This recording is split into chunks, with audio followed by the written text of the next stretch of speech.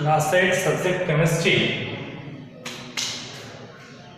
Today's second video of chapter 3. Chapter's name is synthetic fiber and plastic. In previous video we are study about fibers and types of fiber, and one more topic is there, natural fiber. इसके बारे में हम सब पढ़े थे।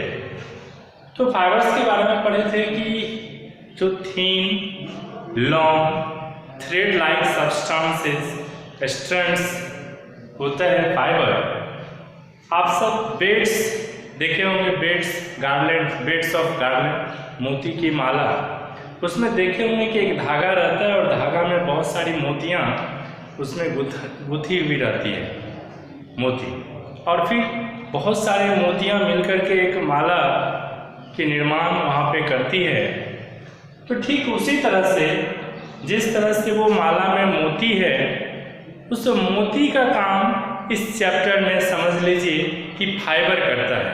यानी fibre, उसमें से एक मोती हटा दीजिए, दो मोती हटा दीजिए, तीन मोती हटा दीजिए, धीरे धीरे जो है वो माला ऑटोमेटिक समाप्त हो जाएगी।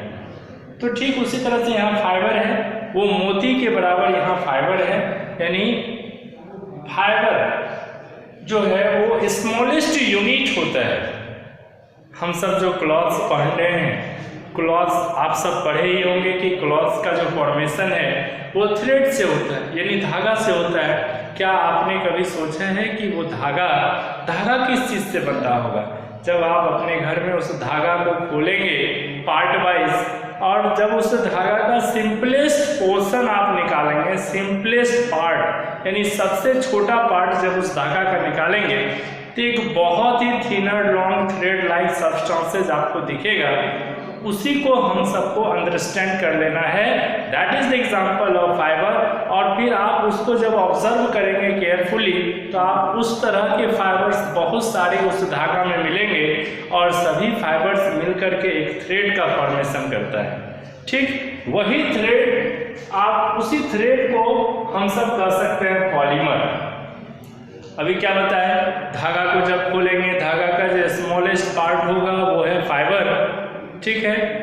और बहुत सारे फाइबर्स का फॉर्म टुगेदर होकर के, बहुत सारे फाइबर्स टुगेदर होकर के एक थ्रेड्स का फॉर्मेशन किया, और फिर बहुत सारा थ्रेड्स मिलकर के जो है क्लॉथ्स का वीविंग हम सब करते हैं, बहुत सारे थ्रेड का यूज करते हैं उसमें, ठीक। तो यानी फाइबर से क्या बना, थ्रेड बना। यानी फाइबर आप थ्रेड का स्मॉलेस्ट पार्ट को कह रहे हैं। तो ठीक उसी तरह से उस थ्रेड को हम सब पॉलीमर्स कहेंगे। पॉलीमर्स, क्योंकि इसमें इसका डेफिनेशन देखिए लिखा है, a substance composed of many repeated similar sub units is called polymer. Many repeated similar sub unit. अब अभी हम बताए कि धागा को आप खोलेंगे, सबसे अंत में आपको बहुत ही थीन लॉन्ग थ्रेड लाइक सब्सटेंसेस दिखेगा। उस तरह का आप उसमें देखे होंगे बहुत सारा थ्रेड लाइक सब्सटेंसेस है, और सभी थ्रेड लाइक सब्सटेंसेस जो है जब आप उसको वीव किए, स्पन किए हैं, तब आपको एक धागा मिला है। तो क्या हो गया कि बहुत सारे फाइबर ही रिपीट हुआ है। यानी जब large number of fibre substances जो है, फाइबर को हम सब स्पन करते हैं, तो हम सबको क्या मिलता है, पॉलीमर मिलता है। जिस तरह से धागा का स्मॉलेस्ट पार्ट को, बहुत सारे स्मॉलेस्ट पार्ट को स्पन करेंगे तो धागा मिलेगा, उसी तरह से बहुत सारे फाइबर को जब हम लोग स्पन करेंगे तो हम लोगों को धागा मिलता है। ये कॉमन एग्जांपल है, आप सब घर में भी करके देख सकते हैं। इसलिए इसका डेफिनेशन है पॉलीमर, यानी फाइबर का जो बिगर पार्ट होता है वो पॉलीमर होता है। आप ये भी कह सकते हो कि large number of fibres together होकर के जो है पॉलीमर्स का फॉर्मेशन करता है। इसलिए इसका डेफिनेशन लिखा है। पॉलीमर क्या है, ये भी एक सब्सटेंस है, जिसे थ्रेड क्या है, सब्सटेंस है। तो पॉलीमर भी एक सब्सटेंस है। कंपोज्ड का मीन्स होता है formation of many repeated similar units, यानी सब यूनिट, बहुत सारे सब यूनिट्स का क्या होता है, रिपीटेशन होता है। जिस तरह से माला में हर जगह मोती ही मोती रहती है, तो माला बनती है वहाँ पे, तो many repeated similar sub units is called polymer.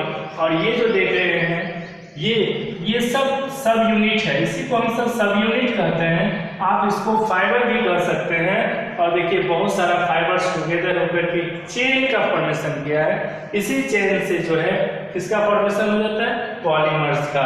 कभी कभी इसका अरेंजमेंट कुछ इस तरह से भी हो जाता है, इसको क्रॉस चेन भी कहते हैं। उसके बाद नेक्स्ट में लिखे हैं कि वर्ड पॉलीमर, ये जो वर्ड है पॉलीमर ये आया है कहाँ से, ग्रीक वर्ड से। एक है पॉली, पॉली का मीन्स होता है मेनी, और दूसरा वर्ड है मर, MER मर। मर का मीन्स होता है यूनिट। यूनिट का मीन्स क्या, फाइबर। फाइबर क्या, बहुत सारे फाइबर्स मिलकर के किसका फॉर्मेशन किए, पॉलीमर का। तो पॉलीमर का सबसे छोटा यूनिट कौन हो गया, फाइबर हो गया। तो जब बहुत सारे सेम तरीके के फाइबर रिपीट करेगा एक साथ तो किसका फॉर्मेशन होगा, पॉलीमर का। इसलिए लिखे it is created by the process of polymerisation. ये एक वर्ड है, आप सबके बुक में भी गिवन है। पॉलीमराइजेशन प्रोसेस होता है, ये एक प्रोसेस है। पॉलीमराइजेशन एक क्या है, प्रोसेस है। इस प्रोसेस में क्या होता है, इस प्रोसेस में बहुत सारे फाइबर्स को स्पन कर दिया जाता है, जिसके वजह से किसका फॉर्मेशन हो जाता है, पॉलीमर का फॉर्मेशन हो जाता है। तो ये जो पॉलीमर है ये आर्टिफिशियल भी होता है और नेचुरल भी होता है। दोनों तरीके का पॉलीमर्स हम सबों के सराउंडिंग्स में अवेलेबल है। फिर नेक्स्ट टॉपिक पॉलीमराइजेशन क्या होता है। तो पॉलीमराइजेशन क्या है, एक प्रोसेस है, एक तरीका है, जिसमें क्या होता है, when large number of monomers. Monomers ये क्या है, मोनोमर्स को आप फाइबर्स कह सकते हैं। ये जो एक नया वर्ड लिखे हैं मोनोमर्स, क्योंकि आप लोगों के बुक में मोनोमर्स भी दिया हुआ है। इस मोनोमर्स को आप अंडरस्टैंड करेंगे स्मॉलेस्ट यूनिट यानी फाइबर आर रिएक्टेड। रिएक्टेड का मीन्स होता है जुड़ना, एक दूसरे से कनेक्ट होना। Monomers are reacted together to form a chain. बहुत सारा मोनोमर्स एक साथ जुट करके रिएक्ट करके एक चेन का फॉर्मेशन करता है। जैसे ये मोनोमर है, ये भी मोनोमर है, ये भी मोनोमर है, ये भी मोनोमर, ये भी, ये सभी मोनोमर्स एक साथ ऐड हो गया और ये देखिए एक चेन का फॉर्मेशन कर लिया। ये जो प्रोसेस होता है, जिस प्रोसेस में बहुत सारे मोनोमर्स एक साथ ऐड होता है, उसी प्रोसेस को हम सब पॉलीमराइजेशन कहते हैं। नेक्स्ट टॉपिक है सिंथेटिक फाइबर, जो कि इस चैप्टर का नाम है। यहाँ से हम सब इस चैप्टर को स्टार्ट करेंगे। Synthetic fibre, man made fibres are known as synthetic fibre, यानी वो फाइबर जिसका प्रोडक्शन मैन के द्वारा हो, साइंटिस्ट के द्वारा हो, लैबोरेटरीज में हो, उस तरह के फाइबर्स को हम सब कहते हैं man made fibre. It means synthetic fibre. अब क्वेश्चन है सिंथेटिक फाइबर्स की क्यों जरूरत पड़ी, इसके बारे में हम सब नेक्स्ट वीडियो में डिस्कस करेंगे।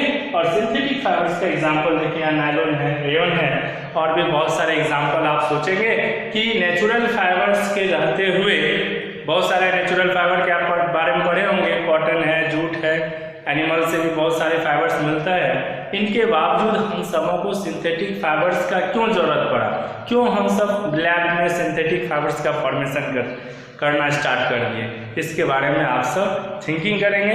नेक्स्ट वीडियो में हम सब इसका आंसर आपको बताएंगे, हम लोग पढ़ेंगे। Thank you.